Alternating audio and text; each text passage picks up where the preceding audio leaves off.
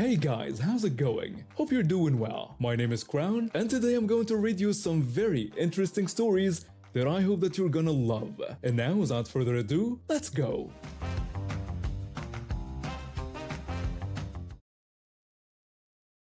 I keep to myself in school. Not shy exactly, just someone who focuses on getting through the day. I had a few close friends, but mostly I preferred working alone and staying out of drama. My grades were decent, nothing spectacular, but I did my work and turned things in on time. There was this girl in my history class who sat 2 seats over from me. We weren't friends, never hung out, never texted or anything like that. We were just those classmates who happened to be in the same space for 50 minutes every day. Sometimes she'd crack a joke and I'd laugh. Sometimes I'd make a comment and she'd smirk. But that was it. Surface level stuff. She was one of those people who always seemed to know exactly what to say to get attention. Popular enough, loud enough, confident in that way that made teachers remember her name and other students want to sit near her at lunch. I never really thought much about her beyond our occasional interactions. The thing about me is I've never been great at thinking before I speak. Not in a mean way, just in a way where sometimes my brain and my mouth aren't perfectly synced up. Most people who know me understand that I'm not trying to be funny or clever all the time. I'm just being honest about whatever random thought pops into my head. So one Tuesday morning in October, our teacher was talking about the Revolutionary War and asking questions about different battles. I raised my hand to answer something about Lexington and Concord, and I got the dates mixed up. Not badly, just switched around which battle happened first. It was an honest mistake, the kind anyone could make. But before I could even finish my sentence, before the teacher could correct me or move on, she jumped in and asked in a loud voice if I was actually that stupid. She had this smug grin on her face while she said it, making sure everyone in the class could hear her. The whole class turned to look. Some people started laughing. Not the kind of laugh you get when someone makes a good joke, but the uncomfortable kind when someone gets called out in front of everyone. The teacher just moved on like nothing happened, asking someone else for the right answer. I forced myself to laugh along with everyone else because what else was I supposed to do? Make it worse by getting upset? But sitting there for the rest of class, I felt my face burning. Not just embarrassed, but angry. Who says that to someone over a simple mistake? The thing is, I'm not actually stupid. I know that, my friends know that, my grades prove that. But having someone announce to a room full of people that you might be stupid, that sticks with you. For the rest of that day, every time I walked past someone from that class, I wondered if they remembered what she said, if they thought she was right. That night, I kept replaying it over and over, coming up with all the things I should have said back to her, about how at least I was paying attention enough to try answering questions instead of just sitting there waiting for class to end, about how making one mistake doesn't make someone stupid, but being mean to classmates for no reason definitely makes someone something worse. But I didn't say any of that in the moment, and by the next day it felt too late to bring it up again. So I just went back to ignoring her, and she went back to ignoring me, like it never happened. 3 weeks later, our teacher announced we'd be doing group projects on different aspects of the Civil War. 4 people per group, presentations at the end of the month, worth 20% of our grade. He let us pick our own groups, which usually meant I'd end up with whoever was left over after everyone else paired up with their friends. I was already mentally preparing to work with the other quiet kids when she walked over to where I was sitting. She told me it looked like we were in a group together, though she didn't sound happy about it. Apparently, her usual friends had already formed their own group and filled up their 4th spot before she could join. She didn't look thrilled about it, but she didn't look worried either, like she figured she could just slide by on whatever the rest of us did. Our other 2 group members were nice enough. One guy who was really into history and knew tons of details about battles and generals. One girl who was great at making presentations, looked professional and organized. They both seemed excited to actually work on the project. We divided up the work evenly. Each person would research a different aspect of our topic, which was the economic impact of the war on different regions. I took the industrial north, the history guy took military spending, the organized girl took reconstruction costs, and she was supposed to handle the agricultural South. For the first week, we met in the library after school twice to compare our research and make sure we were all on the same track. She showed up to the first meeting with a few printed pages from Wikipedia and some basic notes. Nothing too detailed, but it was early, so nobody said anything. The second meeting, she had basically the same information, just rewritten slightly. When we asked if she needed help finding better sources, she said she was fine and would have more by next week. Third meeting, she didn't show up at all. She texted the group chat an hour later saying she forgot and had to help her mom with something. By the fourth meeting, which was just 3 days before our presentation, it was obvious she hadn't done anything close to what the rest of us had prepared. The history guy had a whole timeline with economic data. The organized girl had charts and graphs comparing different regions. I had detailed information about factory production and industrial growth. She had the same Wikipedia printouts from 3 weeks earlier. She told us she'd been super busy with other classes, but she could just present whatever we thought was most important. She acted like this was a reasonable solution, like we should all be okay with her doing no work and getting the same grade. The organized girl looked at me and the history guy. We all knew what was happening, but nobody wanted to be the one to call it out directly. I told her the presentation was in 3 days and everyone needed to know their section really well. I tried to give her one more chance to step up and actually do the work. She just shrugged and told us to send her whatever we wanted her to say and she'd memorize it. Like reading someone else's research word for word was the same as understanding the material. That's when I realized she had never planned to actually do the work. She figured she could just show up, read from someone else's research, and get the same grade as everyone else. The same person who called me stupid in front of the whole class now wanted to coast on my work. I made a decision right then, but I didn't say anything to the group. I just told everyone I put together the final presentation slides over the weekend and emailed them to everyone Sunday night. What I actually did was create 2 versions. One with all 4 sections that I sent to the history guy and the organized girl, and another version with just 3 sections that I sent to her. Her part about the agricultural South, completely removed. No mention of it anywhere in the presentation. I also documented everything. Screenshots of the group chat showing her missed meetings and excuses. Photos of everyone else's research compared to her Wikipedia pages. Even a recording on my phone from our last meeting where she admitted she hadn't done the work and wanted someone else to write her part. Monday morning came and our group was scheduled to present right after lunch. The 3 of us who had actually worked on the project knew exactly what was going to happen, but she walked into class looking confident, like she was about to get credit for everyone else's effort. Our teacher called us up to the front of the room. The history guy started with his section on military spending. Perfect delivery, lots of detail, clearly knew his stuff inside and out. The organized girl went next with reconstruction costs, using her charts and graphs to show how different regions recovered at different rates. Then it was my turn to talk about industrial growth in the north.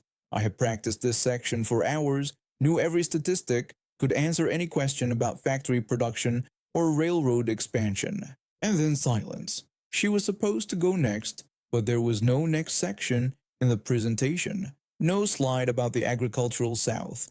Nothing for her to present. She looked at me, then at the screen, then back at me. She asked where her part was, looking confused and starting to panic. I asked her what part she meant, acting like I had no idea what she was talking about. She said the agricultural South, that was supposed to be her section in the presentation. I told her I didn't include that section because she had said she was too busy with other classes to do the research. I said it like it was the most obvious thing in the world. The whole class was watching now. Our teacher was paying attention too, clearly picking up that something was happening beyond just a presentation.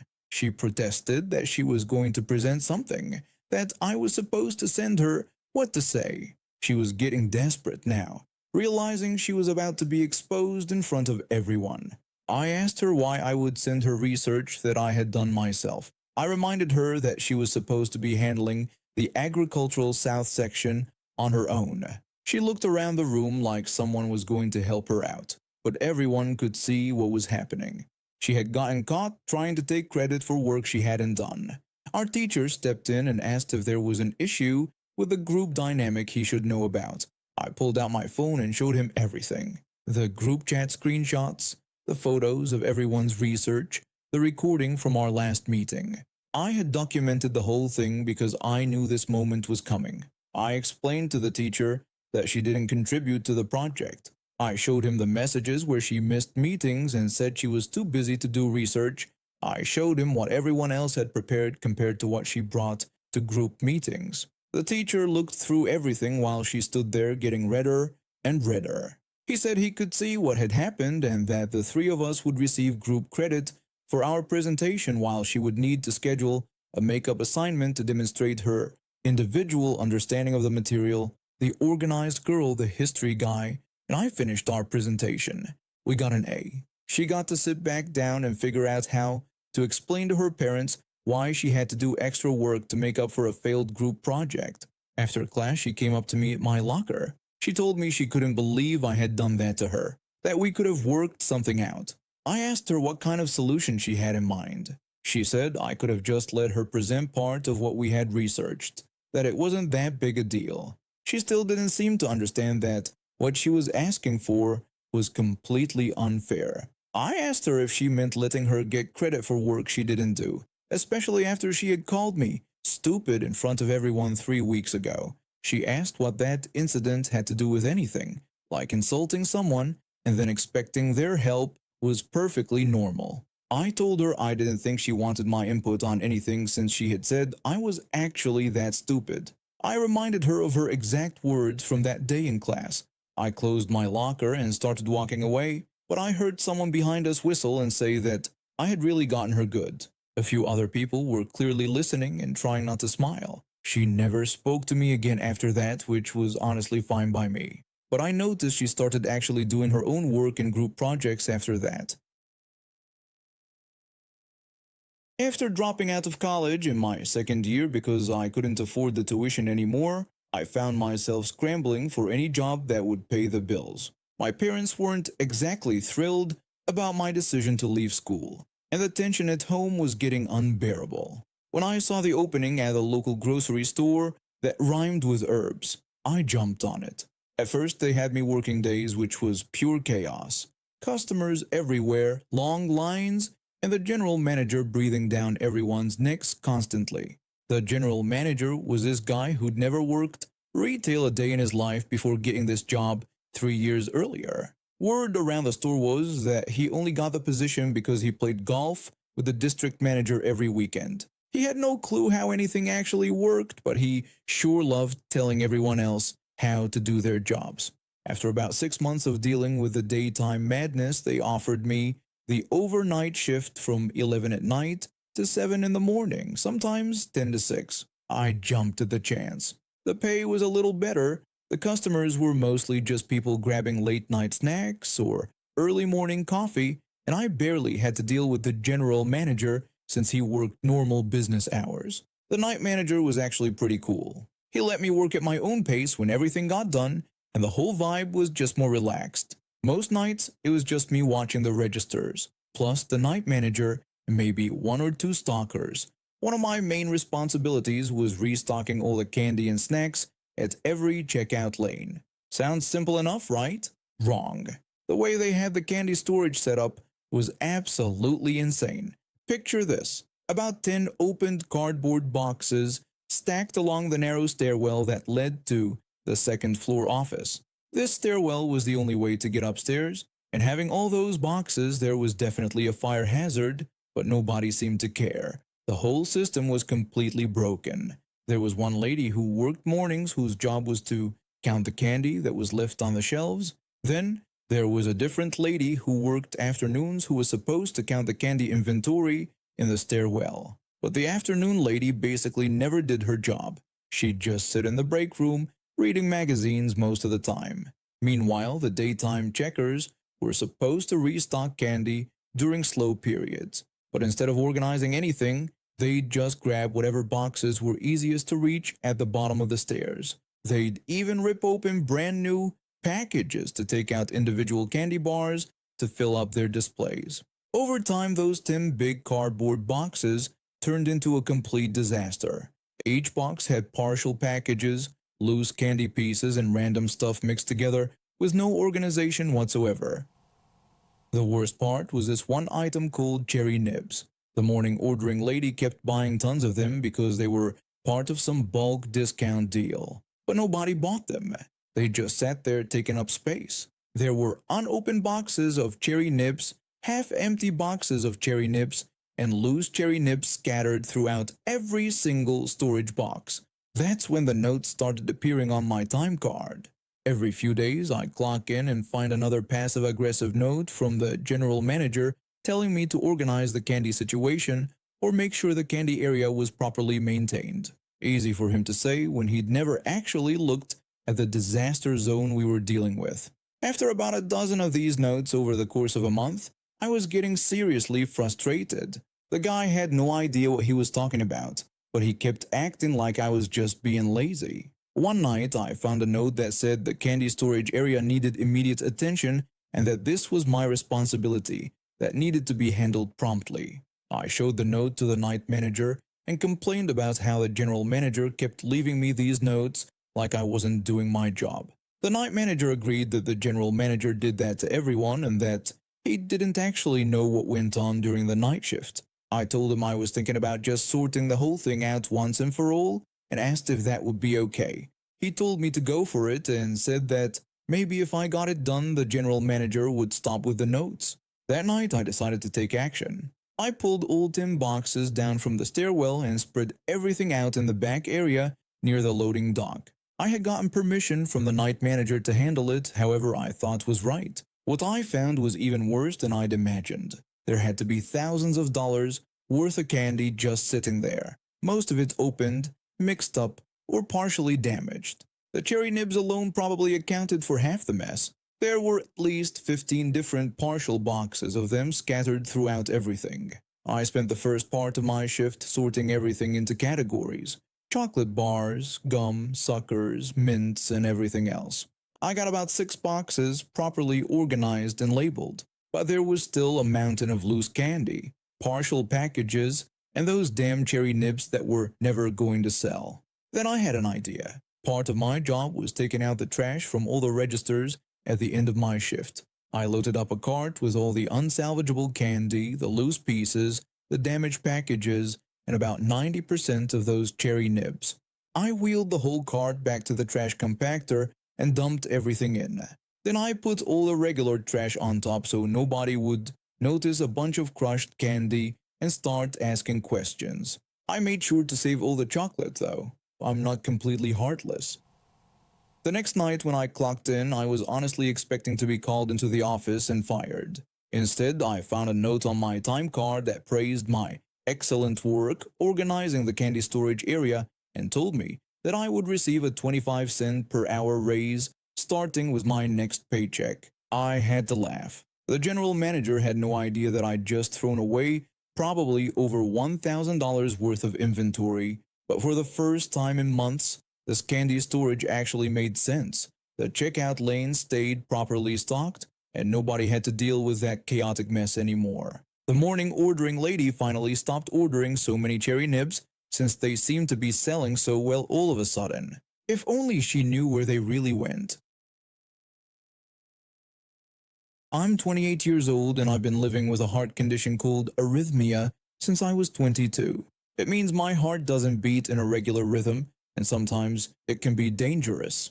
2 years ago, my cardiologist recommended I get an implantable cardioverter defibrillator, which is a small device that monitors my heart and can shock it back into rhythm if needed. Everyone just calls it an ICD. The device sits under the skin on my chest, and you can see a small bump where it is. Most people don't notice it unless they're really looking, but it's visible if you know what to look for. I've gotten used to it over the years, and it's saved my life 3 times already. I wear it because it means I get to keep living normally. I work as a software developer for a small tech company downtown, and I usually take the subway to work. That particular Tuesday started out normal. I woke up, had my coffee, checked my emails, and headed to the train station like any other day. I was wearing a thin t-shirt because it was getting warmer outside, which meant the outline of my device was more visible than usual. The subway was packed during rush hour, which wasn't unusual. I found a spot near the doors and was minding my own business, scrolling through my phone and listening to music. The train pulled into the downtown station where I usually get off, and I started making my way toward the exit with everyone else. That's when I felt someone grab my shoulder hard. I turned around and asked what she was doing. I saw this middle-aged woman staring at my chest with wide eyes. She had short blonde hair and was wearing a business suit, looking like she was heading to work too. She demanded to know what that thing on my chest was. I told her it was a medical device and asked her not to touch me. But she wasn't listening. She kept staring at the small bump under my shirt like it was something dangerous. She said it looked like some kind of explosive device and accused me of carrying a bomb.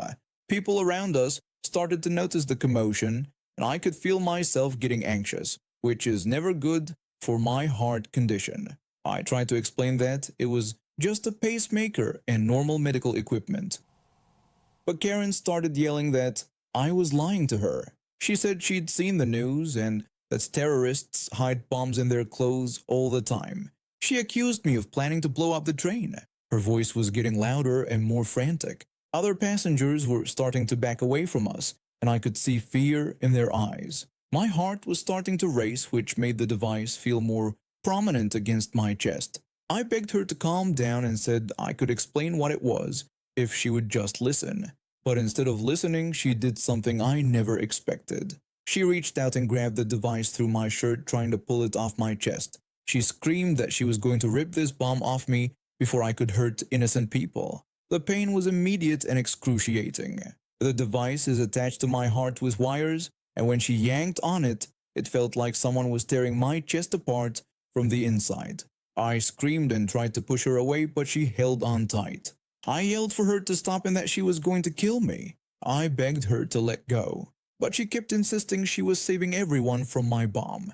She kept pulling and twisting the device, and I could feel something going wrong inside my chest. The pain was beyond anything I'd ever experienced, and then my heart started beating erratically. The device was designed to shock me if this happened, but with her hands all over it, the electrical impulses were getting confused. That's when everything went wrong. My body started convulsing uncontrollably. I was having a seizure brought on by the combination of pain, panic, and my heart going haywire. I collapsed on the subway floor, my whole body shaking violently, while she still had her hands on my chest. Karen started screaming that it was going to explode and told everyone to run. People were screaming and running away from us. I couldn't speak or move properly because of the seizure, but I could hear everything happening around me. Someone must have called 911 because I heard sirens getting closer. A few brave passengers tried to help me while keeping Karen away from me. One man who said he was a nurse knelt down next to me. The nurse told Karen she needed to let go of me right now. He explained that it was a medical device and she was making my condition worse. But Karen insisted it was a bomb and asked if he couldn't see that it was making me shake. She said it was about to explode. The nurse explained that it wasn't a bomb but an implantable cardioverter defibrillator. He told her she was causing me to have a medical emergency. Even with a medical professional explaining it to her, she refused to believe she was wrong. The paramedics arrived within minutes and immediately took over. They had to physically remove Karen from me because she still wouldn't let go. One paramedic checked my device while the other prepared medications to stop my seizure. The first paramedic said they needed to get me to the hospital immediately because my ICD was malfunctioning because of the trauma. The second paramedic told Karen she needed to step back because she had caused serious harm to me. But Karen kept insisting she was protecting everyone and that it was clearly a bomb. They loaded me onto a stretcher and into the ambulance. The last thing I remember before passing out was seeing police officers putting handcuffs on Karen while she was still shouting about bombs and terrorists. I woke up in the hospital 12 hours later. The doctors told me that Karen's actions had damaged some of the wiring connected to my device, and they had to do emergency surgery to fix it. I ended up staying in the hospital for 4 days while they made sure everything was working properly. My family was furious when they heard what happened. My mom wanted to press every charge possible. And honestly, I agreed with her. What Karen did wasn't just ignorant, it was assault that could have killed me. The police detective who came to take my statement told me that Karen had been arrested and charged with assault, battery, causing bodily harm, and public endangerment. Apparently, she had a history of making false reports about suspicious activity, but this was the first time she'd actually physically attacked someone. The subway security footage showed everything clearly, so there was no question about what happened. Karen tried to claim she was just being a good citizen, but the video showed her grabbing me first and refusing to let go even when people told her she was wrong. 3 weeks later, I got a call from the district attorney's office. Karen had been sentenced to 6 months in jail, 2 years probation, and had to pay for all my medical expenses. She also had to complete anger management and mental health counseling. The judge told her that her actions could have killed me and that being afraid doesn't give anyone the right to assault someone. The subway system used the incident as a training example for their staff about how to handle medical emergencies versus actual threats. They even put up posters explaining common medical devices so other passengers wouldn't make the same mistake. I'm doing fine now, though I'm more careful about what I wear in public. The whole experience taught me that there are some truly entitled people out there who think their fear justifies hurting others. But it also showed me that most people are good and will help when someone needs it. Karen sent me a letter through her lawyer trying to apologize, but it was more about trying to reduce her sentence than actually being sorry. I didn't respond. Some people never learn that their actions have results, and that's not my problem to fix. My younger sister has always wanted everything perfect and expensive. She's 28 now and works in finance, making good money alongside her partner who earns even more. They decided to get married in Dubai with this massive 4-day celebration for 70 guests. The whole thing was going to cost a fortune, but they said they could handle it. My husband and I, along with my parents, were expected to stay at the same luxury hotel as the wedding party since I was the maid of honor. With flights included, we were each looking at nearly £2,900. It was a huge expense for us, but family is family, so we started saving. Everything seemed fine until about 6 months ago, when my sister and her partner showed up at our house looking stressed. They sat us down and told us they had a crisis.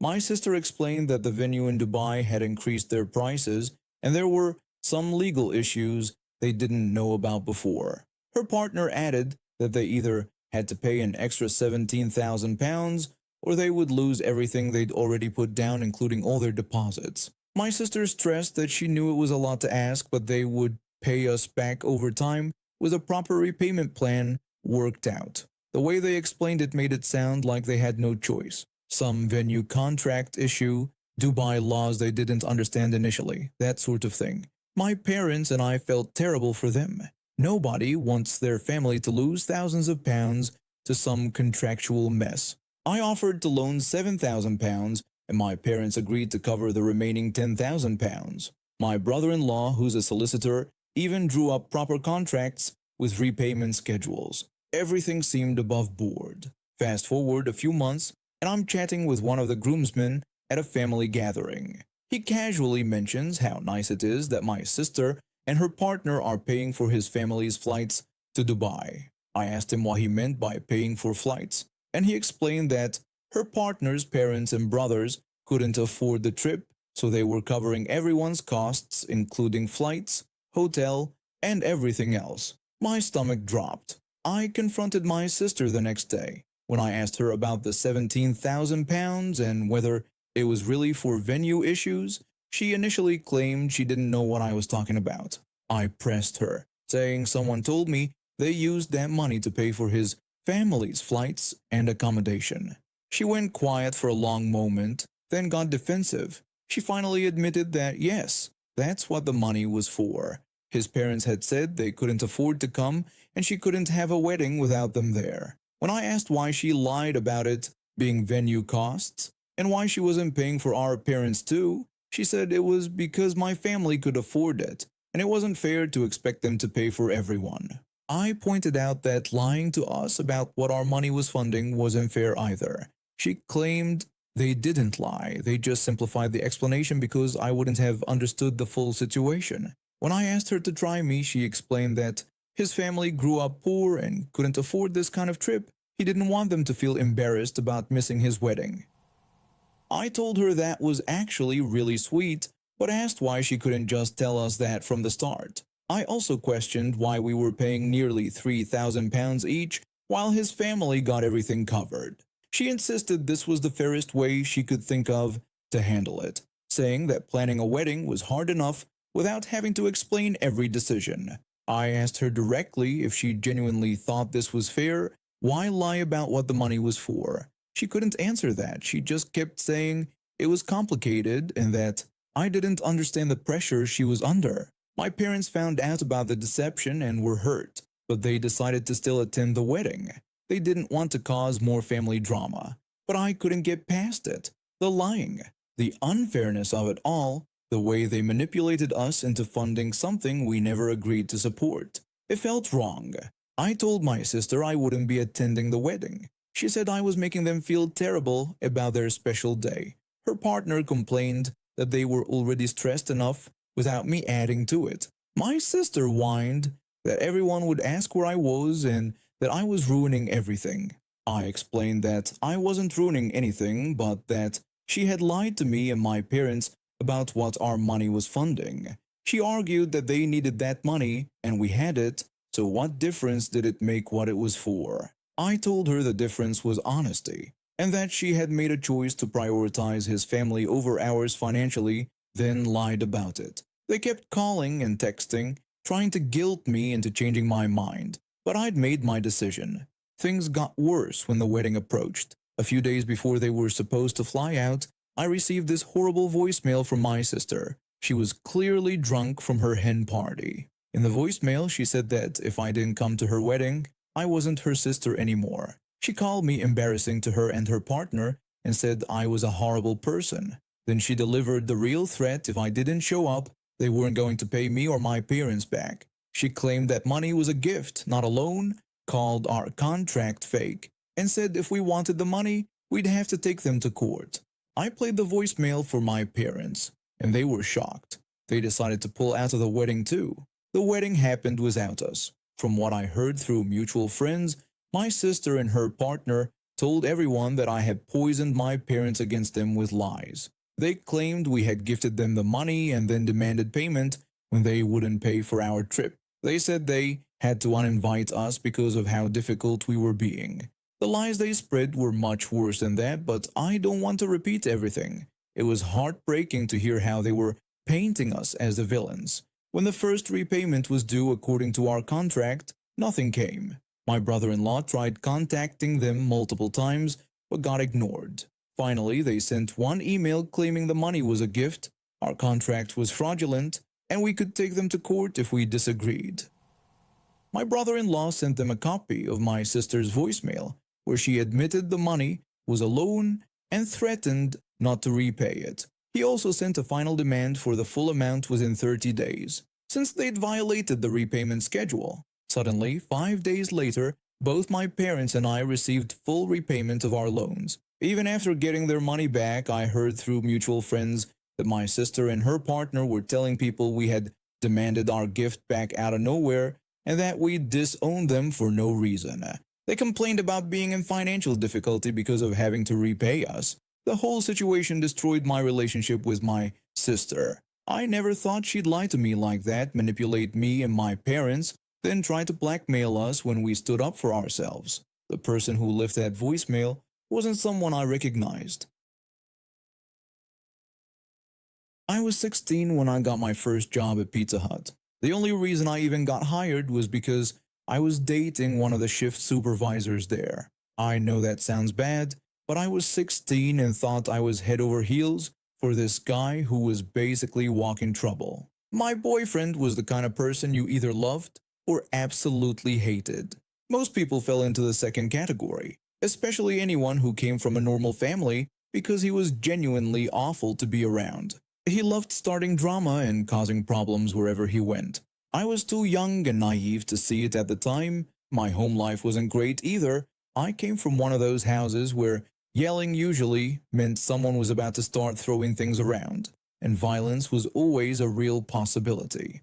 So when people got aggressive with me, my natural response was to just shut down completely and try to become invisible until whatever was happening blew over. This probably made me look like an easy target to certain types of people.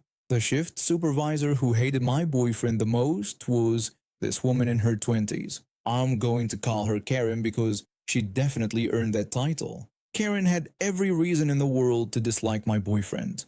He was unreliable, he was argumentative, and he caused problems constantly at work. But for some reason, she decided that meant she could take all her anger and frustration out on me instead. One Saturday morning, I showed up for my shift expecting it to be just another normal day. The restaurant was already running short on staff, which wasn't unusual for weekends since that's when we got the most business. But the moment I walked through that door, I could tell Karen was already worked up about something. She immediately started demanding to know where my boyfriend was. She was absolutely furious that he had called out sick that morning and was going on and on about how we were completely screwed because of it. The thing is, I had no idea he'd even called out. He hadn't mentioned anything to me about not coming into work that day. I told her I didn't know and that he hadn't said anything to me about not coming in today. Karen was pacing around the kitchen area, clearly getting more and more angry about being even more short-staffed on what she knew was going to be a really busy Saturday. She kept complaining loudly about how unreliable he was and how this kind of thing always happened with him.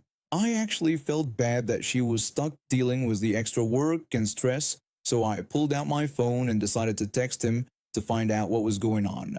I wrote something like asking what was up and why he had called out. I mentioned that Karen was really angry about being short-staffed on a Saturday and that she was probably going to be taking it out on me for the entire shift. I was just venting to him about the situation I was stuck in, but I should have known better. My boyfriend lived for drama and conflict. Instead of just explaining to me why he had called out, he immediately decided to text Karen directly. I don't know exactly what he said to her in that text message, but I could hear her phone buzz from the kitchen, and then all hell broke loose. She started screaming at the top of her lungs. She yelled that if I had something to say to her, I should say it to her face. She accused me of sending my boyfriend to fight my battles for me. I could hear her yelling from the back office, where I was trying to eat my pre-shift meal. She was going off about how I was talking trash about her behind her back, which I absolutely was not doing. All I had done was tell my boyfriend that she was upset about the staffing situation. She kept screaming about how I was the stupidest girl she had ever met in her life and asking why my boyfriend was even with someone like me. She kept screaming about how stupid I was, calling me all kinds of names and getting louder and more aggressive by the minute. The whole situation was so bizarre and had escalated so fast that I felt like I was watching it happen to someone else rather than experiencing it myself. When people yell at me like that, I kind of shut down mentally. It's a defense mechanism I developed from growing up in a house where screaming usually meant someone was about to get physically hurt. So I was just sitting there with my Boston Market macaroni and cheese, probably with this weird, uncomfortable smile on my face, trying to process what was happening while she tore into me.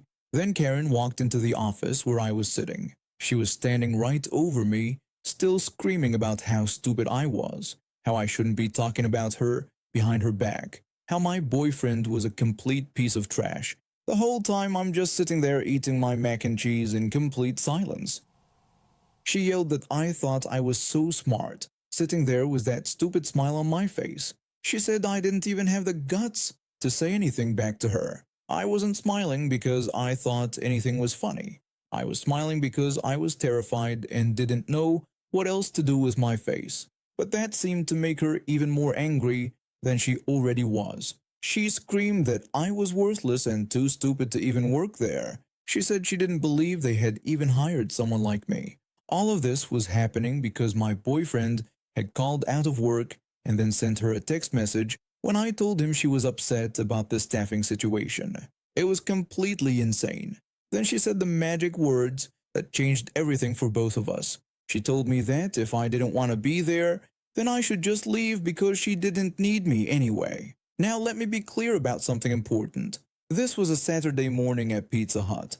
We were already running short on staff, and Saturday is one of the absolute busiest days of the week for pizza delivery and carry-out. She absolutely did need me there to help handle the rush. But she said those exact words right in front of the security cameras in the office, and it sounded like she was giving me permission to leave. After sitting there for 15 minutes being screamed at and called stupid for something I didn't even do, I decided to take her up on her generous offer.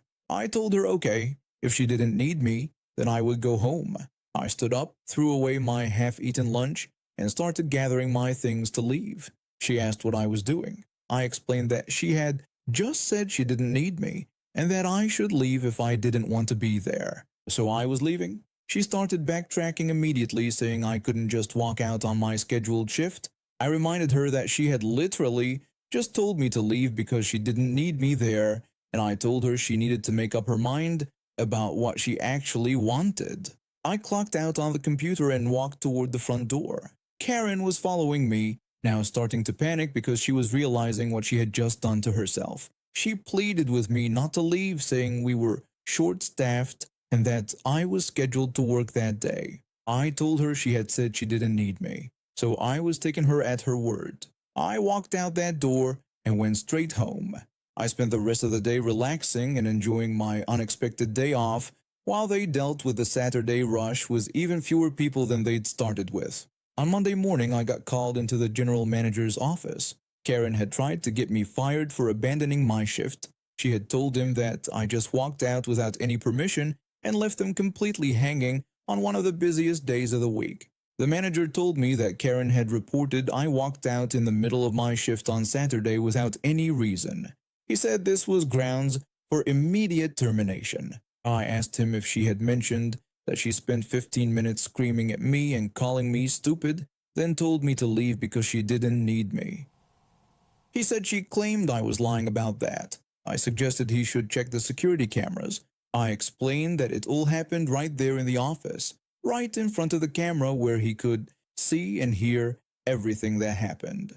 The general manager's expression changed completely when I mentioned the cameras. He pulled up the footage right there while I waited in his office. I watched him fast forward through the video, and I could see his face getting more and more serious when he watched Karen's complete meltdown. After watching the whole thing from beginning to end, he turned back to me and apologized for what had happened.